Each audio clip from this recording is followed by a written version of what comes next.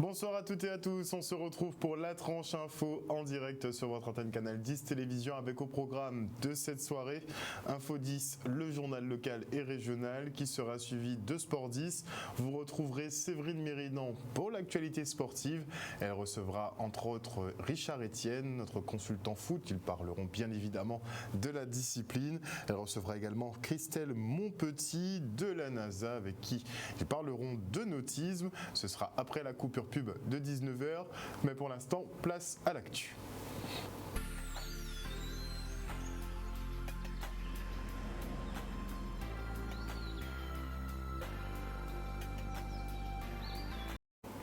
Nous sommes le vendredi 4 juin 2021 et voici les titres de ce journal.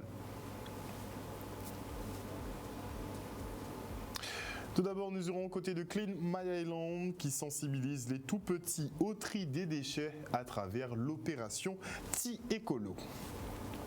Puis nous redécouvrirons l'univers du Lolo, l'un de nos patrimoines entend-l'entend, c'était du côté du Hall des Sports de Gourbert. Et nous finirons cette édition avec la célébration des 110 ans d'Emilienne Bécarmin, la doyenne de Saint-Claude.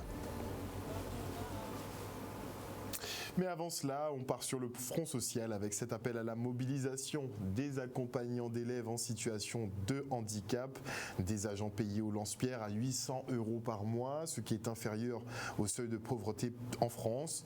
Plus qu'un emploi particulier, il s'agit d'une aide humaine qui demande de la patience et de la méthode. Les AESH demandent donc la sécurisation de leur emploi et la revalorisation du métier. On les écoute au micro de Stanley Manicor. Il y a un mot d'ordre de grève, tant en France qu'en Guadeloupe, pour les AESH qui maintenant ont soi-disant un métier, mais ont un emploi très très précaire. Précaire pourquoi? Parce que déjà évidemment ils ne sont pas fonctionnaires comme nous les enseignants dans l'éducation nationale, mais on les embauche à temps partiel, qui fait qu'ils ont 21 heures de travail, qui fait qu'ils ne touchent que 800 €. C'est très peu pour tout ce qu'on fait, puisque 800 €, on les a du lundi au vendredi quand nous sommes au second degré, on les a vraiment au quotidien et on vit des choses, justement comme vous dites, pas faciles, et qu'on a envie d'améliorer ces conditions de travail. Nous ne sommes pas entendus, nous ne sommes pas écoutés et tout est minimisé. Il n'est pas indiqué ce genre de mission, donc je ne peux pas. Je suis sur mon lieu d'établissement car c'est mon emploi du temps, mais je ne peux pas. Ce que nous allons réclamer au secrétaire général, c'est d'arrêter d'embaucher des personnels pendant toute une semaine au-deçà du seuil de pauvreté. Je rappelle que le seuil de pauvreté est de 1100 €. Ils réclament de la formation. On leur donne toujours la même formation chaque année, ils n'arrivent pas à évoluer dans leur métier. On va exiger qu'ils aient accès à la VAE, c'est-à-dire à la validation des acquis de l'expérience. Pour l'instant, on leur dit qu'il n'y a pas de VAE ouverte pour eux, mais on fait des économies. On prend le même AESH et on essaie de le mettre sur plusieurs élèves en situation de handicap et dire partout, ça y est, cet enfant a été pris en charge. Ça les arrange quand on a besoin de se faire la crèche, la gardienne pour les enfants qui sont dits problématiques, mais quand on demande à être valorisé, non, c'est pas important. Vous avez déjà des trucs assez bien, vous avez des vacances, vous avez aussi des avantages, donc on n'est pas seulement logique. Malheureusement, je pense que beaucoup d'entre nous auraient voulu être présents, mais qui n'ont pas pu, puisque voilà, parfois dans certains établissements, il y a de l'intimidation où on permet entre guillemets de maltraiter les AESH. Donc je trouve que même si nous sommes qu'une vingtaine, que c'est quand même, je trouve que c'est un début. C'est un bon début et que ça tend vraiment à s'améliorer et à grandir, puisqu'ensemble nous serons plus forts et c'est ensemble que nous réussirons.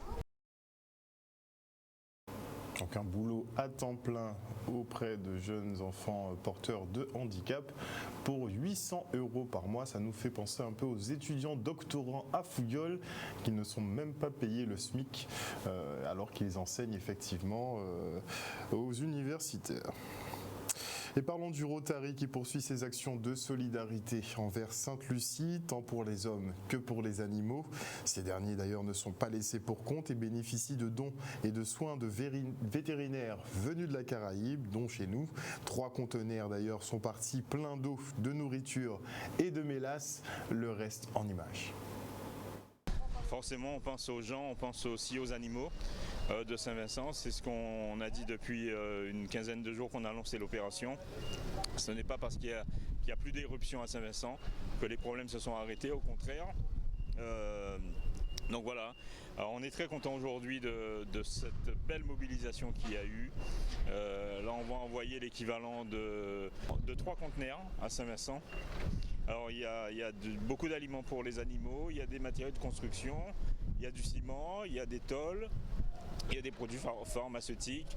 Enfin bref, voilà, une très très belle opération avec aussi une forte mobilisation de GMA, une forte mobilisation de CMA-CGM qui nous ont mis à disposition gratuitement des conteneurs. On a été sollicité pour mettre à disposition notre site, d'accord, puisque c'est vrai qu'on a une surface au sol qui permettait qu'on puisse accueillir tous les donateurs. Donc c'est sans hésiter qu'on a répondu présent.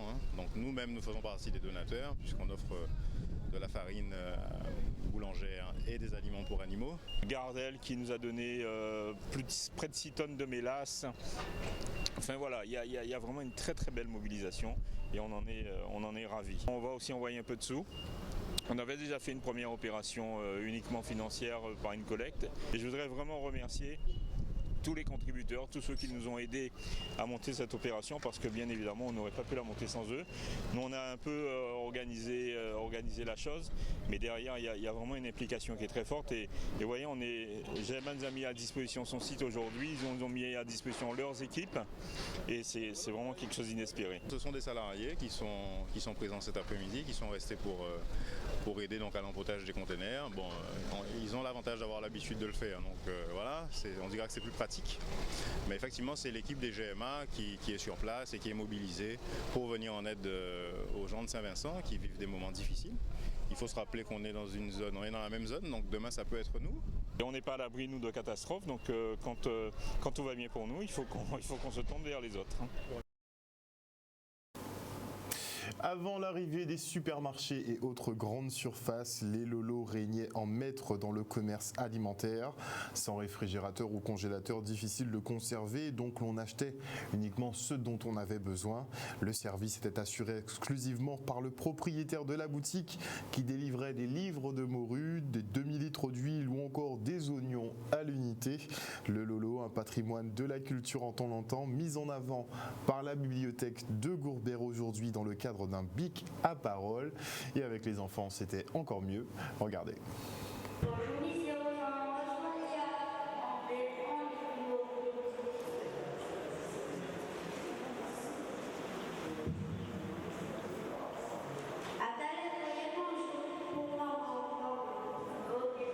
Important qu'ils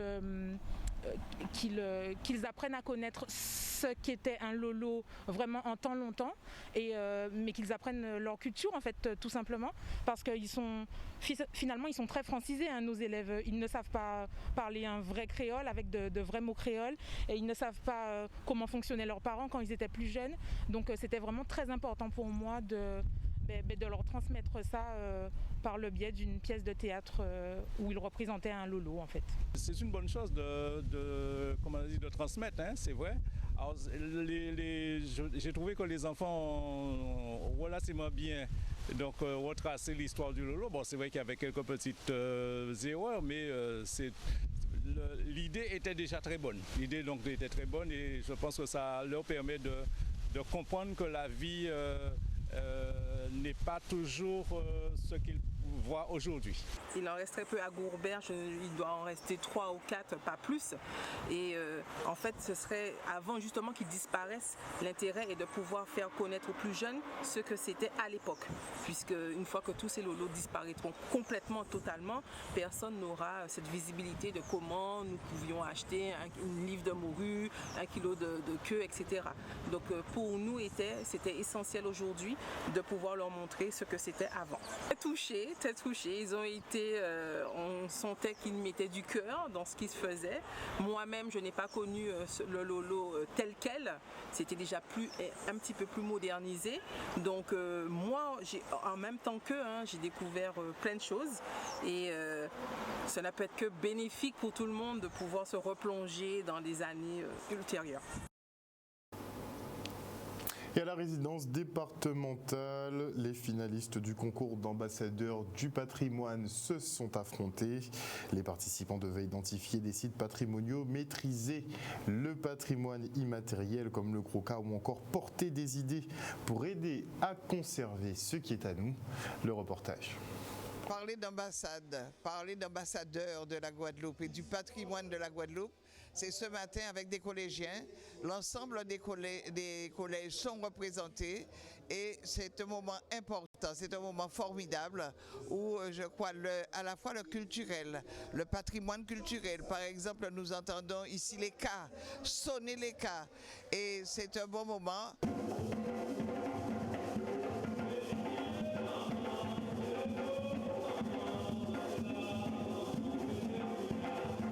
Ce concours est organisé en partenariat avec le conseil départemental. Ce concours a pour ambition en fait de faire découvrir aux élèves les éléments du patrimoine culturel, matériel et immatériel, de le connaître, de le protéger et aussi de communiquer, de communiquer aux autres, de le partager avec la population. Voilà. En fait, ça s'inscrit à la fois dans une démarche d'éducation artistique et culturelle et aussi dans une démarche d'éducation à la citoyenneté. Alors pour moi, j'ai trouvé ça un peu facile, même s'il y avait des trucs que je ne connaissais pas, mais franchement, j'avais juste un petit peu préparé, juste ce qu'il fallait. Je pense que je vais finir quelque chose comme deuxième, parce que l'adversaire est plutôt coriace, je vais dire, un peu fort, et je pense que je vais finir deuxième. Voilà. Je suis motivé, je pense que je vais me donner à fond. Et bravo à ces jeunes compétiteurs ce matin, et je crois que la Guadeloupe est bien représentée, et il y a de beaux jours qui s'annoncent pour faire connaître la Guadeloupe. Et dans le cadre de ces ateliers de sensibilisation, l'association Clean My Island se rend dans les écoles pour de la pédagogie avec les tout-petits. Aujourd'hui, ils étaient du côté du Lamentin pour apprendre aux enfants à distinguer les types de déchets. Le reportage. Alors actuellement là, je suis en train de répartir les déchets dans la cour pour les élèves. En fait, ils vont venir, on prépare des poubelles, donc la poubelle noire pour la maison et la poubelle jaune, donc la poubelle où on peut faire les tri. Et du coup, les élèves, ce qu'ils vont faire, ils vont récupérer un déchet par un déchet et ils vont venir mettre dans les poubelles, les différentes poubelles appropriées pour le déchet. Donc, pour nous, c'est important, c'est un peu la génération sur laquelle on va dire qu'on compte. C'est eux un peu les acteurs de l'avenir. Et si on leur apporte pas ces informations et ces connaissances dès le plus jeune âge, ils vont sûrement reproduire les mêmes erreurs que nous, qui avons grandi, avons été éduqués sans ces informations-là, et qui est l'une des causes aujourd'hui un peu des nombreuses décharges sauvages et des problèmes environnementaux qu'on retrouve. Je trouve ce genre d'action très bénéfique qui va profiter pour toute la population. Parce qu'à Lamentin, nous avons fait venir cette association justement pour former les enfants à la gestion des déchets et aussi à la diminution des déchets, en espérant que l'information remonte aux parents. D'abord, on apporte des informations sur ce que c'est le recyclage, les déchets, ce à quoi ça sert de faire tout ça. Et ensuite, on échange beaucoup avec eux. Il y en a qui ont quand même déjà pas mal de connaissances. Et on essaie de leur faire comprendre que alors, le recyclage, c'est bien, mais c'est pas la meilleure solution. Et dès qu'ils sont en âge de comprendre, on essaie de leur apporter les informations qui permettent des petites actions quotidiennes qui vont permettre, on va dire, de produire moins de déchets. Parce que la vraie solution, c'est ça. Comme on dit, le meilleur déchet, c'est celui qu'on ne produit pas. On pense que tout passe par les enfants pour faire remonter les informations sur le tri sélectif. Il n'y a pas que le tri sélectif aussi, ils ont appris aux enfants comment réduire les déchets, notamment avec le compostage pour les déchets d'ordures ménagères. Mais ils ont aussi appris aux enfants que des fois, ce n'est pas utile de autant consommer, de toujours acheter, de jeter pour acheter des choses neuves, plutôt acheter des choses qui tiennent dans la durée. Et en parlant de choses qui tiennent dans la durée, eh bien on souhaite un joyeux anniversaire à Émilienne Bécarmin qui fête aujourd'hui ses 110 ans. La doyenne de Saint-Claude se porte comme un charme et vit avec son temps. Elle nous a donné quelques petits cours d'anglais avec des Jesus Christ, oh my God. Regardez. Cheveux gris couronnant toute une vie, bien remplie de chagrin, de bonheur. Une vieille femme comme moi, oh Jesus Christ, my God. Nous avons fait un petit causé, tous ces gens-là qui sont là, ils sont d'accord. Vous comprenez? C'est là qu'il est d'accord avec moi. Elle est d'accord avec eux aussi. Qu'est-ce que tu comprends? Moi, je toi. Je comprends ça. Je comprends. Bon. Ben, je fais ça que je suis. C'est une femme extraordinaire. Toujours été gentille, toujours été agréable. Il nous a élevés à 5, on était à 5, 4 garçons et une fille. Donc j'ai perdu déjà 2 frères. Et après c'est moi, et après c'est mon frère. Tout le temps, mais elle compose des chansons. Elle compose déjà les chansons.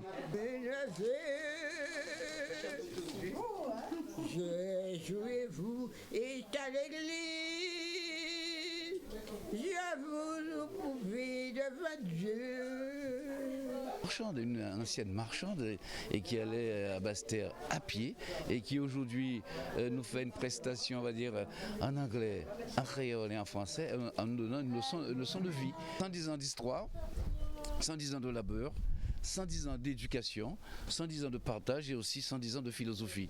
C'est la Guadeloupe qui est là, cette Guadeloupe qu'on a un peu perdue, mais on voit un peu qu'il y a encore des restes, il y a un résiduel qui est là. Et sur ces... Encadré par ses beaux cheveux gris, et pourtant ça me fait de la peine de savoir que beaucoup les oublient. Un reportage signé Stanley Manicor. Et Guadeloupe, terre de champions, mais terre de centenaires, vous l'aurez compris. On souhaite aussi un joyeux anniversaire à Rose-Marie Sidicina du Moule. Et pour l'occasion, cette femme très bien portante d'ailleurs a préparé un petit texte qu'elle vous a déclamé. Regardez. À ce jour exceptionnel, je deviens centenaire. Avoir 100 ans, c'est avoir connu le temps d'avant. Je suis l'aînée, la première fille, et moi-même j'ai 6 enfants. La première enfant. J'ai 3 garçons et 3 filles. Je suis fière de voir ma maman à 100 ans aujourd'hui. Très fière, même très fière. Vous ne pouvez pas imaginer comme je suis fière. C'est très important pour la ville de fêter ce centenaire, de mettre à l'honneur ces personnes qui ont traversé le temps et qui sont quand même des mémoires vivantes. Je suis contente qu'elles soient encore avec nous et qu'on puisse profiter d'elles. Et j'espère qu'on l'aura encore avec nous pendant plusieurs années. À un siècle, j'ai donné la vie. Aînés, chéris, mes enfants et mes petits-enfants. Je me rappelle d'hier et profiter du présent sans penser à demain. On voit plein de choses dans un siècle. Elle a connu un temps que nous, on n'a pas connu. Elle a vécu des choses qu'on n'a pas connues et qu'on ne peut même pas imaginer. C'est vraiment un bel âge et je suis d'autant plus honorée d'être présente donc dans le cadre de ma mission d'élue, mais aussi en tant que voisine de cette dame que je vois régulièrement, donc Madame Salière, tous les matins, faire sa petite marche. Elle est encore capable de coudre sans lunettes, de faire du jardinage et je trouve ça vraiment beau d'avoir encore cette énergie à son âge.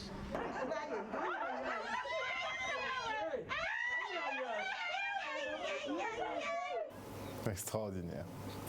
Voilà, chers téléspectateurs, nous sommes arrivés au terme de ce journal. Merci pour votre fidélité à ce programme. N'oubliez pas que sur Canal 10 Télévision, vous faites l'information que nous diffusons. Le journal local revient lundi à 18h30. D'ailleurs, on va commencer nos éditions spéciales régionales 3.0. Ce seront un peu des régionales version jeune. Ça commencera donc lundi prochain. Passez un excellent week-end à l'écoute des programmes de Canal 10. Je vous fais des bisous et pour que les choses soient claires d'ailleurs avant qu'on se quitte, on vous a diffusé justement une espèce de challenge qui circule sur les réseaux sociaux où on colle son téléphone, enfin on colle un peu tout ce qu'on veut sur son corps. Ce n'est pas dû au vaccin, vous pouvez le réaliser chez vous sans aucun problème, il suffit juste de trouver un coin d'accroche et d'avoir un peu la peau moite, rien d'extraordinaire. Passez une excellente soirée, on se retrouve lundi. Bisous.